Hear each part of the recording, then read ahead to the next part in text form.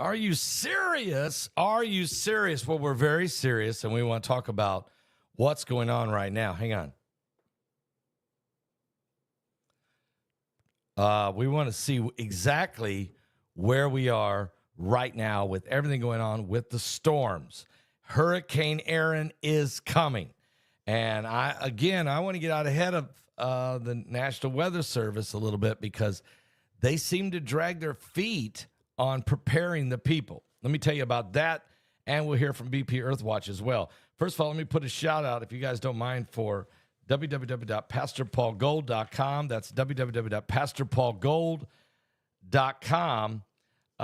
If you're getting close to retirement or just thinking ahead, you've probably done a pretty solid job in saving money. But there's something most people don't consider: how much money is just sitting in cash, and cash is losing value. I mean, it might feel safe, but holding too much cash guarantees one thing: you're losing your purchasing power.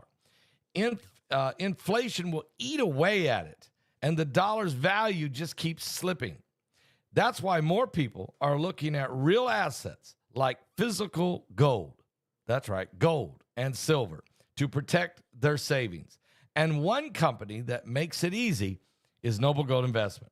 You can buy gold or silver, coins or bars, and have them shipped to your home or stored securely.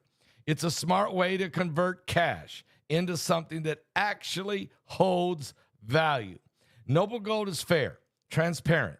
They don't pressure you, just solid information and real options.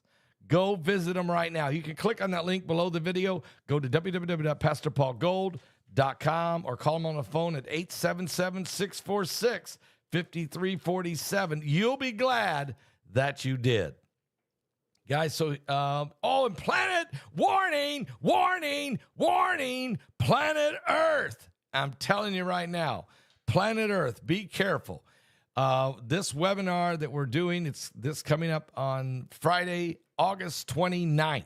You can get your tickets at my website right now. So if you go to my website, just go to paulbegleyprophecy.com. Boom, there it is on the screen. Click it, get the ticket. You'll be ready to go, and we'll release you your link. Your links will be emailed to you on Friday evening, August 29th at 6 p.m. Eastern. I'm telling you, I interviewed yesterday BP Earthwatch. He has amazing information about planet Earth, what's going on with the Earth's crust, tectonic plates, earthquakes, the things that are coming, and also Comet Atlas. Also, I interviewed Avi Loeb, and my son Paul Jr. helped me do it. We interviewed Harvard professor Avi Loeb, an incredible presentation on Atlas and why he is so freaked out over it and so concerned of what this could mean for planet Earth, okay? And also, today I'm interviewing Standeo and Gil Brazard. This is going to be incredible. Then Thursday, I'm interviewing Agent X. And then Friday, I think Mike from around the world. So, and then they just keep stacking up. So, guys, don't miss this webinar. Get your tickets today because warning, planet Earth. Now, let's warn you now about a hurricane that's forming and is, I'm telling you, this thing makes me very nervous. We're also going to bring in BP Earthwatch here in just a second. But let's talk about this thing, okay? Let's talk about it. So the first thing I want to bring up is the dangers of Hurricane Erin. Tropical Storm Erin, which will actually be Hurricane Erin by the time you're probably watching this video today. The hurricane itself, Erin, is going to track quickly. It's just westward through the open Atlantic waters, and it should become an increasingly organized hurricane in really quickly, potentially reaching major hurricane intensity of Cat 3 or even Cat 4 by this weekend. It's tracking very near or just north of the Caribbean islands, where it could bring rain, gusty winds, and high surf and danger. Erin's longer-term future, though, we'll have to see as it gets into these warmer waters just over by the Caribbeans. It's drifting northwest. The question is, when will it make its turn? Does it make its turn early enough to avoid the U.S. East Coast, or does it wait and turn later? The air currents and even the water currents are shifting as we speak. Hurricane Erin is located about 1,200 miles east of the northern Leeward Islands. The storm has been dealing with cooler waters right now and really a general lack of unstable air. But that's going to pass as it drifts closer to the Caribbeans. Erin is forecasted to track westward for now, with a slow bend coming at some point. The question is, when will it bend? The later it waits, the closer to be to coming right straight up into Florida or southern Georgia or South Carolina or North Carolina. And really, some of the models, long-range forecasted models, are very concerned that it could wait too late, and then when it does turn, head right toward Charleston, South Carolina. Now, that may not happen at all. Prayer changes things. We need people praying because I'm really concerned about the East Coast. Hurricane Erin will become a Category 3 probably by Saturday or certainly by Sunday for sure. And it will come very close to those Caribbean islands. It depends how far it brushes, how far it drifts. And that makes a difference also for the Bahamas or Bermuda. I mean, those, we still don't know which one of those guys are going to, it depends how quick the turn is, okay? It's all about the turn. The Caribbeans, the core of Hurricane Erin will pass just north of the Caribbean islands, but it will still deliver a major impact on those islands. In addition, the high surf and dangerous rip currents and bands of heavy rain containing hurricane gust winds could impact the northern Leeward Islands even on Friday night as it moves closer toward the Virgin Islands and Puerto Rico. Bermuda and the East Coast. This is the question. This weekend, early next week, let's say Monday, this system will begin to make its turn toward the north.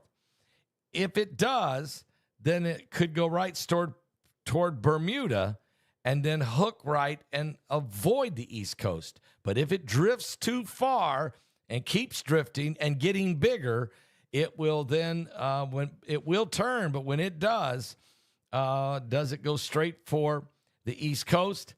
Does it go straight for maybe northern Florida? Or does it go toward southern Georgia or southern South Carolina or North Carolina? And it really, really, really, if you split the baby in half, it's South Carolina. And that's the concern that we have. Now, I also want to bring in BP Earthwatch because I think it'd really be good. Which one am I on? I'm seeing two different. Am I on two different things at once? I don't know what I'm doing. Okay, but I'm going to bring in BP Earthwatch. I don't know what I'm doing. Yeah, I don't know what I'm doing. But I'm going to bring in. Okay, but let me bring in BP Earthwatch if I can find him. Here he is. And let's split the screen here. How's that? Let's do a little sharing. Sharing because I'm caring, because I'm sharing. All right, I think that's going to do it. Let's see what we have here. And BP's nervous about not only he knows about Hurricane Erin and he's watching it close as we all are, but he's concerned about a storm that's developed in the Gulf of Mexico. So let's enlarge his screen a little bit and take a look at this, okay? Here's BP Earthwatch. crazy and very unpredictable. In the video last night, I talked about this system that had moved off the coast of Florida and under Alabama was sitting here, and all the predicting charts, all the National Hurricane Service information said it was going to head due north. And we're seeing a good bit of moisture up in here. We'll look at the infrared. But what did not happen was this bottom section of the storm kind of broke away and pushed to the west. Now it's under Louisiana and moving north. It's about to come to us. Right now we're probably going to get some rain in the next few minutes. But this bottom section shifting, guys, is going to throw this moisture over into Texas before it's said and done, and that's one of the things that we didn't want to have. Now, a lot of you guys up in the Smoky Mountains may have been praying very hard, but you're still getting a lot of rain. But the system did not set right there like they said it would and move north. So this is, again, some good prayers. And a good thing that it happened. Now this moisture will be kind of distributed out across the southern states instead of pumping right in on top of you. Now, with the good news, there's sometimes you got to have a little bad news. That's just how it goes, right? One of the systems we've been watching that was really onshore in the Central America section has come off just south of the Yucatan and now is starting to develop. Look right there. National Hurricane Center is watching it. This is kind of a dangerous area. How many storms have we seen set up right here? And sometimes they'll catch the edge of the Yucatan. Sometimes they will shoot the gap between the Yucatan and western Cuba right there and get up into Florida. Anyway, so the warnings last night that I gave you they're less than they were then because of the scattering of the motion of the storm, and now it's being distributed again over our state, over southern Louisiana. So BP does a great job here in explaining, and you notice he's not even talking about Hurricane Erin in this video as much because, or at least not at this point of it, and because he's dealing with the immediate concerns of this storm down in the Gulf of Mexico, which originally they thought was going to go straight up. It was going to go straight up in there and dump a ton of water on top of the Smoky Mountains, and that areas that were flooded last year, it could have been again, Gatlinburg and Knoxville, Tennessee. And over and even into potentially, Cherokee, North Carolina, or into the Carolina areas there where the flooding came a year ago. And that water could have just set right over top of it and dump all over it again. I think BP let everybody know about it. Folks started praying, and this storm in the Gulf has split in half. So there will be plenty of rain for Louisiana, Mississippi, Alabama and northern Florida, but it looks like half of the rain is going to go across the Gulf of Mexico and dump over into Texas, and it should even out fairly evenly and everybody be okay. But that storm that he's talking about just south of the Yucatan, as you can see it forming down there, that thing is big. I mean, it's not a hurricane or anything, but I mean, it's a major disturbance, and it will become a storm. Especially if it shoots the gap. If it shoots that gap and doesn't get slowed down by the Yucatan Peninsula, it will then drift into the Gulf of Mexico. The water is very hot in the Gulf of Mexico, and that could become a tropical storm or even a hurricane while in the Gulf of Mexico. We have to watch that very closely. And at the same time, you've got, of course, Hurricane Erin, which I've been telling you about. And Hurricane Erin, of course, is making its way toward, the Caribbean islands. What will it do? Will it drift? Will it stay west before turning? And if it waits too late to turn, then it will hit the east coast of the United States. If it turns early, it could totally miss the east coast of the United States and go up maybe through Bermuda and then hang a right and go away from U.S. and start making its way toward Europe. It's too early to call that one, but I'm concerned about it because I was looking at the currents. I was looking at the air currents and water currents and high pressure and low pressure systems above in this area. Okay, I'm going to point it right here.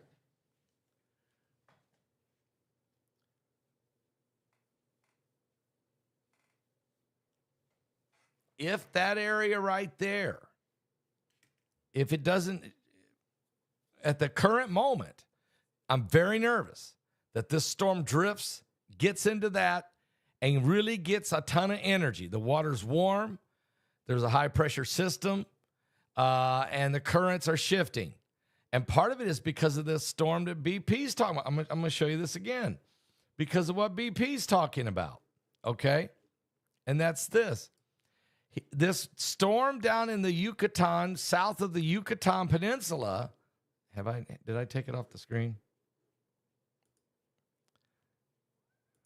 Yeah, that storm down there south of the Yucatan Peninsula that BP says it could either go into the Yucatan, hit Belize and part of Mexico there, or it could shoot the gap between Cuba and the Yucatan, and it could either way. If it drifts into the Gulf of Mexico, not only could it organize and become a tropical storm or a hurricane, but it can help change the direction of the waters over in the Atlantic, on the Atlantic side of Florida. It could help change the direction and stall Hurricane Erin and even fuel it, making that into a monster, or delay its turn north and cause it to drift further before turning north. And that's where I see the potential for South Carolina. So somebody's got to just go ahead. I know that the National Weather Service, they don't want to get that far ahead.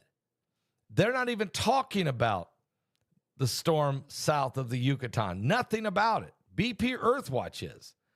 They're not discussing the potentials of Hurricane Erin. They have a tendency, because they don't want to make any panics in America. They want to wait till the 11th hour and say, hey, okay, guys, you might want to start evacuating. And that's why you have that massive evacuations at sometimes, or too late for people to get plywood and start, batten down the hatch. So, guys, God's in control. But it's good to get warnings out. Prepare people. If you see a storm coming, you should warn the people. As a watchman, that's what we do. And also, by warning you in advance of possibilities, it's good to get the Church of Jesus Christ praying, because prayer changes things. All right? There's no doubt about this. Prayer changes things. And I still believe in the power of prayer. I also know that some storms are directed by God. Matter of fact, a lot of them are. But God does listen to the prayers of his people. And that's important.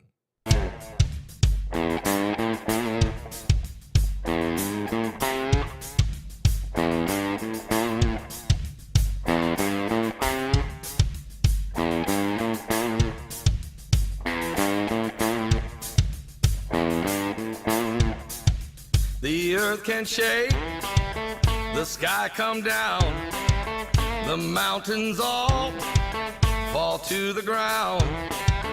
But I will fear none of those things.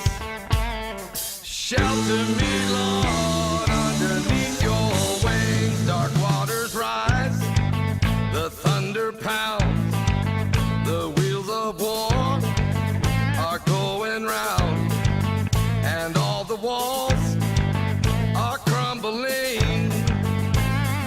Shelter me, Lord, underneath your wings. Shelter me, Lord, underneath your wings.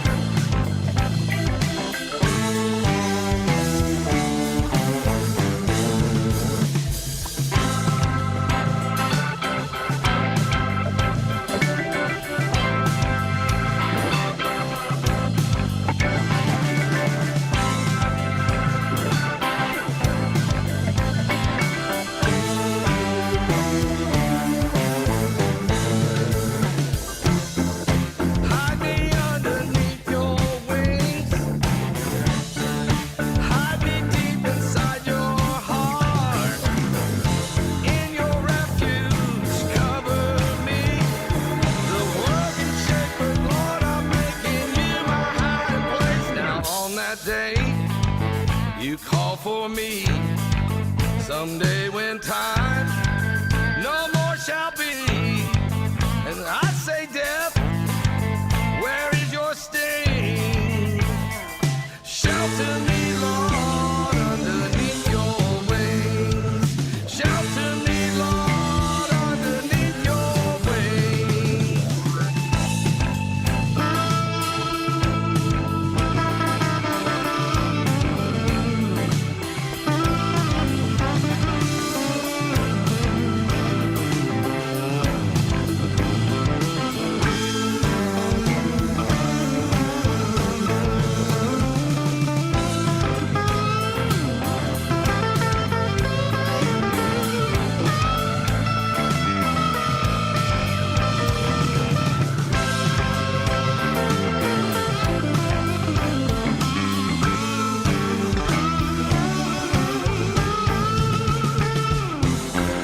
Hide me underneath your wings.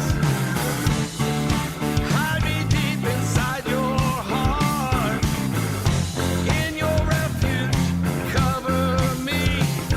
The world can shake, but Lord, I'm making you my hiding place. Now on that day, you call for me. Someday when time no more shall be. Well, I say, death, where is your sting?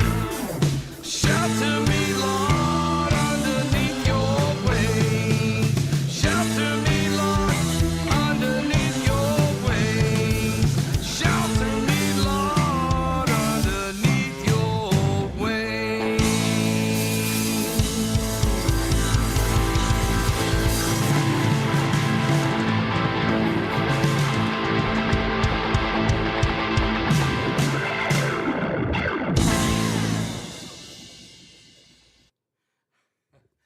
Tad Bonet is the guy who recorded that originally. I tell you what, just powerful, powerful, powerful song. And it's Psalms 91. It's based on the Bible, what it says in Psalms 91. And we should always pray that prayer that the Lord will take care of us, you know, and if we put our faith in him and in his word and what he says. Matter of fact, I'll just read a little bit of it because I know that we got some people praying out there. And I just want you to know that God said, I'll never leave you. I'll never forsake you. Jesus said, but I'll go with you all the way, even to the end of the world. But in Psalms chapter 91, the verse of the scripture says this: He that dwelleth in the secret place of the Most High shall abide under the shadow of the Almighty. And I will say of the Lord, He is my refuge and my fortress, my God, and in him will I trust. Surely he shall deliver thee from the snare of the fowler and from the noisome pestilence. He shall cover thee with his feathers, and under his wings shalt thou trust. His truth shall be thy shield and buckler. Thou shalt not be afraid for the terror by night, nor for the arrow that flieth by day, nor for the pestilences that walketh in darkness, nor for the destruction that wasteth at noonday. 1,000 shall fall at thy side, and 10,000 at thy right hand, but it shall not come nigh thee. Only with thine eyes shalt thou behold, and see the reward of the wicked, because thou hast made the Lord, which is my refuge, even the Most High, thy habitation. There shall no evil befall thee, neither shall any plague come nigh thy dwelling. For he shall give his angels charge over thee, to keep thee in all thy ways, and they shall bear thee up in their hands, lest thou dash thy foot against a stone. Thou shalt tread upon the lion and upon the adder, the young lion and the dragon shalt thou trample under feet, because he has set his love upon me. Therefore will I deliver him. I will set him on high, because he hath known my name. He shall call upon me, and I will answer him. I will be with him in trouble. I will deliver him and honor him, and with long life will I satisfy him and show him my salvation. I'm telling you, the word of the Lord is true. The word of the Lord. There's peace in the word of the Lord. Just surround you, Christ and God's word all around your life, and be blessed of the Lord. The tickets are available. If you go right now to my website, check it out. Go to www.paulbegleyprophecy.com. You'll see it right there. It just pops right up. You just click it, and it will give you the lineup then. Click it for you, and then read the lineup, and I'm still adding to it. Wow, this will be a webinar like none other.